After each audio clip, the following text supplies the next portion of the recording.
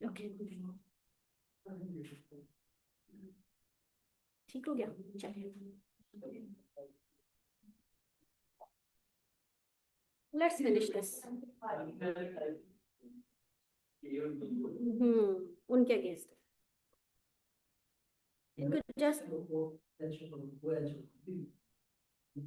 बेटा वो जब हम वो करते हैं ना, सीरो टाइप्स को कर रहे होते हैं, उसमें होता है। ठीक है। अच्छा, जस्ट 1-2 लाइंस के अंदर मैं इनको डिस्क्राइब कर देती हूँ। डिफरेंट रिएक्शंस हमारे पास आए हैं। ठीक ठीक है। इनहेरेंट इनोकुलेशन जब लगाते हैं किसी भी जगह पे, तो हो सकता है कि एक तो उस जगह पे इन्फ्लेमेशन होगी। ठीक है। At the side of inoculation redness हो सकती है, कोई कई दफा क्या होता है, एब्सेस वगैरह कोई इस तरह की चीज बन जाती है। ठीक है। कोई नोड्यूल बन जाता है, या फिर ये हो सकता है कि फीवर हो जाता है। ठीक है। तो वो फीवर होगा, मलेज होगा, हेडेक होगा, जो बच्चों में अक्सर हम कहते हैं कि जी इनको जाते ही पैनाडोल जरूर दीजिएगा। देन पॉल्टी टेक्निक, लगाना कुछ और था और लगाया कुछ और। ठीक है। तो उसमें डिफरेंट चीजें हो सकती हैं। उसके अंदर ये भी हो सकता है कि डोज गलत हो। ठीक है। उसमें ये भी हो सकता है कि प्रेपरेशन गलत हो। ठीक है। उसमें ये भी हो सकता है कि इनकरेक्टली आपने जो है ना क्या किया कि फ्रीज थॉ करते हुए क्या किया कि आपने सही तरीके से उसको उस टेम्परेचर पे नहीं आने दिया, पहले ही इंजेक्ट कर दिया।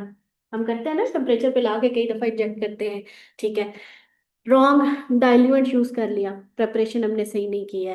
देन और क्या हो सकता है, इनकरेक्ट डाइल्यूएंट, जो यूज करना था उसकी जगह कुछ और कर लिया। नॉर्मल सेलाइन यूज करना था, हमने वाटर कर लिया। ठीक है। वाटर करना था, नॉर्मल सेलाइन यूज कर लिया। तो डाइल्यूएंट डिफरेंट हो सकता है, कंटेमिनेटेड डाइल्यूएंट यूज कर लिया हमने। अच्छा, कॉन्ट्राइंडिकेशंस इग्नोर्ड, बच्चे को दे दिया, प्रेग्नेंट वुमेन में दे दिया जहां पे नहीं देना चाहिए था, उसकी वजह से भी इशू हो सकता है। Reconstituted vaccine of one session of immunisation, उसको हमने क्या किया, डिस्पोज ऑफ करने के बजाय अगली दफा भी उसी में से लगा दिया कि हमने कहा ये तो बच गई है। ठीक है। और कई दफा क्या करते हैं, थोड़ी सी इसमें से ले ली, अगली उसमें से, अगला जो हमारी वाइल होती है उसमें से बाकी डाल लेंगे। ये भी गलत टेक्निक है। ठीक है। आप डिस्कार्ड कर देते हैं जो रह जाती है। अच्छा, इम्प्रॉपर स्टेरिलाइज syringes यूज करते हैं। Needles carry the hazard of hepatitis B virus and staphylo and streptococcal infection. कई दफा क्या करते हैं, हमारे पास डिफरेंट टेक्निक्स आ गई है ना, हम बड़े जुगाड़ लगाते हैं। बीइंग पाकिस्तानी, ब्लॉक हो जाती है सिरिंज, तो हम उसको आगे तक लेके ही नहीं जाते, हम उसको फिर रीयूज कर लेते हैं। जब तक वो एंड तक नहीं जाती वो लॉक नहीं होती। ठीक है। तो ये लैब के बंदे ने मुझे बताया था कि हम लॉक नहीं होने देते, हम उसको पीछे ही रोक लेते हैं। उस लैब की बात कर रही हूँ, नॉट एवरीवन। ठीक है। तो वो क्या कहते हैं, ध्यान रखें अगर कोई ऐसा कर रहा हो आपके इर्द गिर्द कि ये लॉक होनी चाहिए, और उसको बाकायदा डिस्पोज ऑफ करें। हाइपर सेंसिटिविटी रिएक्शन हो सकता है। ठीक है। वायरल वैक्सीन के अगेंस्ट ट्रेसेस ऑफ एंटीबायोटिक्स होती हैं। ठीक है। तो उस वजह से हो सकता है। उसमें क्या होगा, एनाफाइलेक्टिक शॉक। एनाफाइलेक्टिक शॉक क्या होता है, सांस आना बंद हो जाती है। ठीक है। एकदम से जो आपकी वो कह सकते हैं ब्रोंकोस्पाज्म होता है। ठीक है। सांस बंद हो जाती है, गला बंद हो जाता है। ठीक। अगर उनको फौरन वो एनाफाइलेक्टिक शॉक में जब चले जाते हैं, तो वो उनको वो ना दिया जाए, क्या कहते हैं उससे, शॉट ना दिया जाए। ठीक है। तो एंटी एलर्जी का शॉट ना दिया जाए तो डेथ भी हो सकती है। ये किसी भी चीज से हो सकता है, एनाफाइलेक्टिक शॉक किसी भी चीज से आप एलर्जिक हो सकते हैं। कई लोग पीनट से एलर्जिक होते हैं, इतने से पैर कि उनका सांस बंद हो जाता है जब वो जरा सा पीनट्स ले ले, कोई इस तरह की जो डिफरेंट नट्स होते हैं उनसे एलर्जिक होते हैं। कोई किसी खाने की चीज से एलर्जिक हो सकता है, सिमिलरली वैक्सीन से भी एलर्जिक हो सकते हैं। ठीक है। देन न्यूरोलॉजिकल इन्वॉल्वमेंट, इसमें क्या है, जैसे पोस्ट वैक्सीन वैक्सीनल आपके पास इंसेफेलाइटिस हो सकता है, इंसेफेलोपैथी हो सकती है, एनीथिंग दैट इन्वॉल्व्स न्यूरॉन्स, ऐसे साइड इफेक्ट्स। ठीक है। तो ये किस वजह से हो सकता है, एंटी रेबीज के अंदर। वो एक्टिव होके क्या करेगा, या स्मॉल पॉक्स वैक्सीन है तो उसमें क्या होगा, इंसेफेलाइटिस या इंसेफेलोपैथी हो जाएगी। होती है इंसेफेलाइटिस और इंसेफेलोपैथी।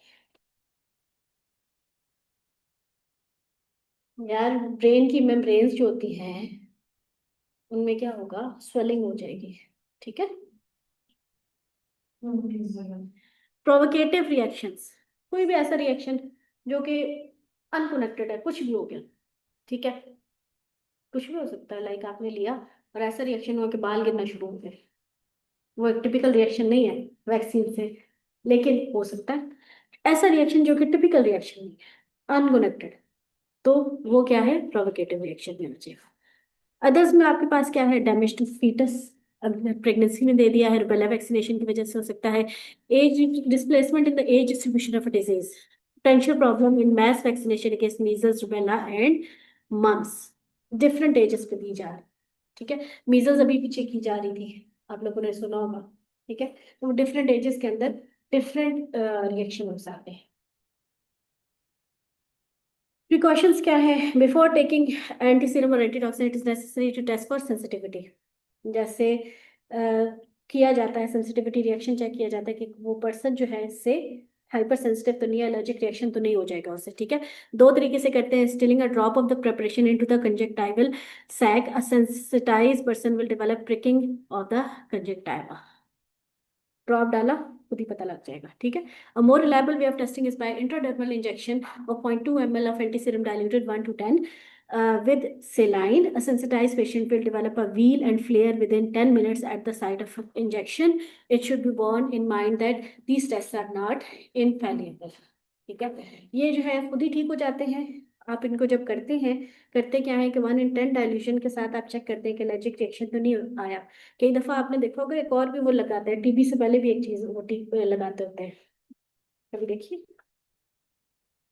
उसकी डिफरेंट वो होती है, नीडल्स होती है चेक करने के लिए एलर्जी को, नहीं देखना होती है। Adrenaline should be taken kept ready. वो भी देते हैं ना, एक काइंड ऑफ व्हील टाइप ऊपर लगाते हैं, बैक पे भी लगाते हैं, जिनको बहुत ज्यादा होती है उनकी स्क्वायर बना के ना डिफरेंट वो लगाई हुई होती है, फिर जहाँ पे जहाँ वो हो जाए तो वो कहते हैं जी ये वैक्सीन जो है ये चलती, वैक्सीन को उससे टेस्ट किया जाता है कि ये वैक्सीन जो है ये आपने लेनी है, आपके लिए है और ये आपके लिए नहीं है। किस किस पहले एंटीजन लगाते हैं चेक करने के लिए। ठीक है, जिसके अगेंस्ट रिएक्शन आता है ना एलर्जिक, फिर उसके मुताबिक वैक्सीन देते हैं। अच्छा, एड्रेनालिन रेडी होनी चाहिए क्योंकि किसी भी तरह का रिएक्शन हो सकता है। एनाफाइलैक्सिस, बिल्कुल सांस बंद हो जाएगी। ठीक है, for an adult 0.5 ml of adrenaline solution should be injected intramuscularly immediately, followed by 0.5 ml every 20 minutes if the systolic blood pressure below 100 mm of mercury। एकदम से डायलेशन होती है, ठीक है, और ब्लड क्या होगा, ड्रॉप हो जाएगा। An injection of anti-drug should also be given 10 to 20 mg of chlorpheniramine maleate by muscular route to minimize the after effects such as urticaria or edema। वही इन्फ्लेमेशन हो जाएगी। ठीक है, एडिमा स्वेलिंग हो जाती है। The patient should be observe for 30 minutes after any serum injection.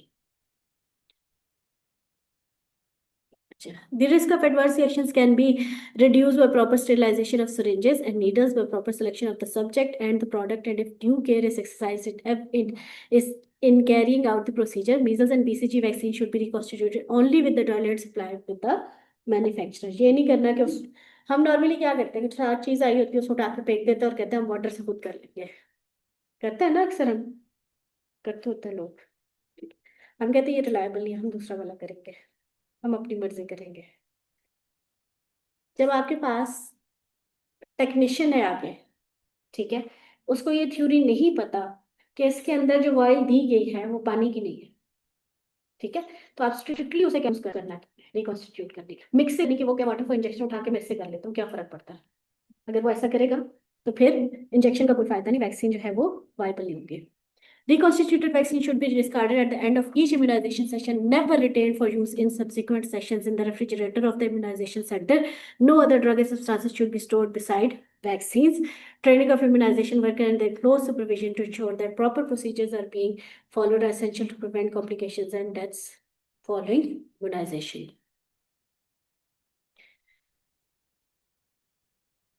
Vaccination coverage is not important.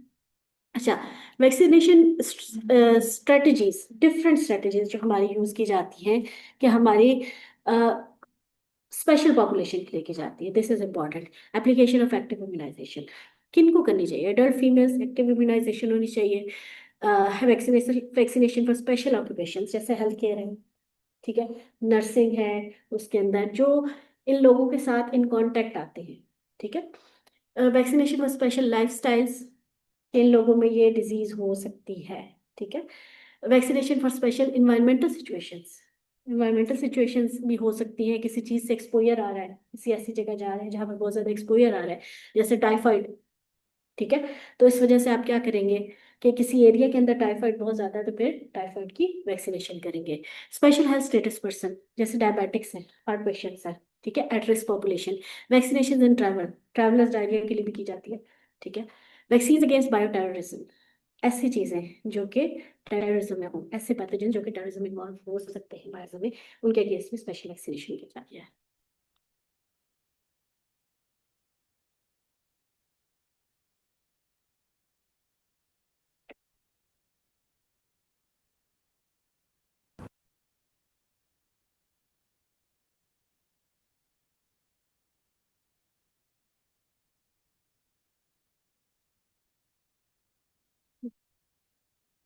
Her area के अपना एक लोकल शेड्यूल होता है, ठीक है, जिसके भी मुताबिक बच्चे वैक्सीनेशन की जाती है, बच्चों और बड़ों में वैक्सीनेशन की जाती है। अब फेडरल लेवल पे डिफरेंट, जो हमारी पंजाब थी लेकिन फेडरल में नहीं दी जा रही थी, 15 मंथ जो देनी थी, ठीक है। तो दोनों का अपना शेड्यूल है, डिफरेंट था, थोड़ा बहुत डिफरेंस आता है। तो जब भी आप शेड्यूल की बात करेंगे तो वो वही फॉलो होगा जो आपके अपने एरिया का है, ठीक है। एडल्ट फीमेल्स के लिए कौन कौन सी है जी? हमारे पास MMR vaccine is given in adolescence before और after marriage but not during pregnancy and has to be before 3 months of conception. MMR vaccine दी जाती है because it can lead to miscarriages, there is a high percentage of miscarriages in rubella cases specially. Tetanus toxoid in pregnancy to prevent tetanus neonatrorum in the newborn in the first pregnancy on the third month and after 1 month. The third dose in the second pregnancy and the fourth on the third pregnancy with a maximum of 5 doses. If 10 years elapse and the pregnancy occurs, the doses are given from the start. क्योंकि पहले वाली immunization जो है वो अब cover नहीं कर रही। Live attenuated vaccine should not be given during pregnancy, हम पहले भी देख चुके हैं। वैक्सीनेशन फॉर स्पेशल ऑक्यूपेशंस, अब इसमें आपके हेल्थ केयर वर्कर्स आ जाते हैं, hepatitis B, influenza, MMR, polio. Then you have public safety personnels हैं, police, fire fighter, staff, institutions for the developmentally disabled, hepatitis B, influenza. Vets and animal handlers, rabies, plague and anthrax. Anthrax का हम उसमें भी देते हैं, bio terrorism में भी देते हैं, ठीक है। सीवेज वर्कर्स हैं, उन बेचारों को DT की जरूरत होती है, हेपेटाइटिस A, पोलियो, टैप, ये वो चीजें हैं जो कि सीवेज से जाती हैं, ठीक है। फूड हैंडलर्स में आपने क्या करना है? टैप की देनी है, सैल्मोनेला टाइफी की, typhoid A and B। Military troops and camp dwellers में pneumococcal, meningococcal influenza, BCG and tetanus. Special lifestyles की अगर बात की जाए तो फिर उसमें आपके homosexually active males, heterosexual with promiscuous sexual partner specially who has STDs, sexually transmitted diseases and injecting drug abusers की बात कर रहे हैं। Inmates of long term correctional institutes, residents of institutions for the developmentally disabled, house hold contacts of HPV carriers और patients और should receive hepatitis B vaccine. Vaccination for special health status person, इसके अंदर leukaemia वाले हैं, lymphoma वाले हैं, immuno compromise person, ठीक है। Haemodialysis and transplantation should receive the following vaccines according to their situation: HPV, influenza and pneumococcal vaccines। Travel में हमारे पास कॉलरा है, मेनिंजोकोकल है, स्पेसिफिक वैक्सीन दी जाती हैं when they travel to these third world countries, ठीक है, where there is typhoid, yellow fever, cholera, meningococcal, pneumococcal, then you have influenza, rabies, hepatitis B, plague, Japanese encephalitis. So all these vaccination is done. For instance, Hajj, for instance, necessitates meningococcal vaccination from all over and yellow fever from places like South Africa and cholera from places like India. ठीक है। Vaccine against bio terrorism, anthrax, small pox and plague, वो चीजें जो खत्म हो चुकी हैं लेकिन उनको बायो टेररिज्म के तौर पे यूज किया जा सकता है उनके against. And then you have the new approaches. We have schistosomiasis, cancer, HIV, AIDS and malaria. We are constantly making new vaccine for this. ठीक है. Vaccine testing, we have through randomized field trials, retrospective cohort studies, case control studies, incidence density measures. If you want to work in this, तो आपके पास ये different designs हैं जिनको आप follow करके vaccine development में देख सकते हैं. ठीक है. रेंडमाइज फील्ड ट्रायल्स आ जाते हैं. Standard way to measure the effectiveness of a new vaccine. कोई न्यू वैक्सीन हमने दी, हमने रेंडमाइज उसके फील्ड ट्रायल्स करने हैं. ठीक है. उसमें in this type of trial susceptible persons are randomized into two groups and are then given the vaccine और द प्लेसिबो. ठीक है. एक ग्रुप को क्या दे रहे हो? प्लेसिबो. दूसरे को क्या दे रहे हो? Vaccine. The vaccinated and the unvaccinated are followed through the high risk season of the year. आपने क्या किया? एक नई वैक्सीन बनाई, आपने एक को प्लेसिबो दिया और दूसरे को वैक्सीन दिया, और फिर आपने देखना है कि जब वो सीजन आएगा उस डिजीज का तो कहाँ पे ज्यादा इन्फेक्शन आ रही है. ठीक है. अगर तो प्लेसिबो में आ रही है तो इट्स अ गुड थिंग, आपकी वैक्सीन काम कर रही है. लेकिन अगर दोनों में बराबर आ रहा है तो कोई फायदा नहीं है. रेंडमाइज फील्ड ट्रायल्स में ये हमारा वो फॉर्मूला है जैसे हम यूज करते हैं. क्या ये थोड़ा सा I think miss print type हुआ हुआ है, इसको मैं ठीक कर दूंगी. ठीक है. अटैक रेट कैसे देखते हैं? नंबर ऑफ पर्सन्स जो कि बीमार है और number of person expose to the disease, by number of person expose to the disease. ठीक है. और आप जब बात कर रहे हैं वैक्सीन इफेक्टिवनेस की तो वो देखी जाती है unvaccinated minus vaccinated over unvaccinated into 100. ये formula use. Retrospective cohort studies. Retrospective पीछे दिखा जाता है. ठीक है. पास्ट में ऑफन ईयरली हम ये करते हैं. ठीक है. Changes in the constituents of the vaccine to keep them up to date with the new strain. Retrospective cohort studies are thus done to evaluate the protective efficacy of the vaccine. एक vaccine आई, फिर हमने क्या किया? एक साल के बाद हमने देखा कि उसकी इफेक्टिवनेस कैसी रही है. ठीक है. फिर हमने उसमें चेंजेस किए. केस कंट्रोल स्टडीज में हम क्या करते हैं? वैक्सीन इफेक्टिवनेस देखने के लिए one minus vaccinated over unvaccinated. ठीक है. इज इक्वल टू, सॉरी इसमें I am missing some. Randomize control जो होते हैं हमारे पास एक्सपेंसिव है. ठीक है. इसलिए हम क्या करते हैं? केस कंट्रोल स्टडीज करते हैं. ठीक है. इसके अंदर हमारे पास अपनी सेलेक्टेड पॉपुलेशन होती है, उसके अंदर हम ये स्टडीज करते हैं. ठीक है. Vaccinated one minus vaccinated over unvaccinated हम देखते हैं. ठीक है. And then incident density measures, they are used to determine the optimal timing for administration of a new vaccine and the duration of the immunity produced. It has the following formula.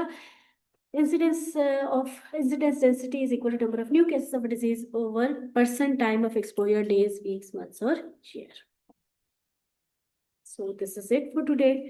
I think eventually जब मैं थक गई हूँ शायद, मैंने भी slides गुजारी हैं जल्दी जल्दी. I'm sorry for that. नहीं